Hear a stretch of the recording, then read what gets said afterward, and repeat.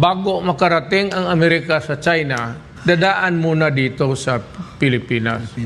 So, importante sa kanila ang Pilipinas, buffer zone. Na bago makalusot itong mga Chinese, dadaan talaga sila muna dito sa mga military installations. Buffer zone ang Pilipinas. So, Amerika, kailangan talaga nila pigilan ang China from advancing to the Pacific. The only way that they can enter into the Pacific, makita mo sa mapa, dito sa Taiwan Strait, between Taiwan and the Philippines, nandyan sa dulo, on the tip of the country, there's a narrow channel there.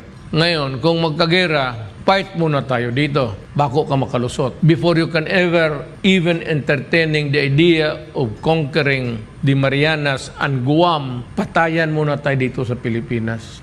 So, ang problema ngayon is they have asked many military bases. Pag military base, armas talaga yan. Missiles yan. So, 1, 2, 3, 4, 5, 6, 7 siguro ang Cagayan. So, anong gawin ng China nito? Kung mag-away sila ng Amerika, sino ang kalaban nila? Amerika? O, saan ang Amerika? Nandito sa 1, 2, 3, 4, 5, 6, 7. Kaya, bombabahin talaga nila yan. Luzon, Visayas, hanggang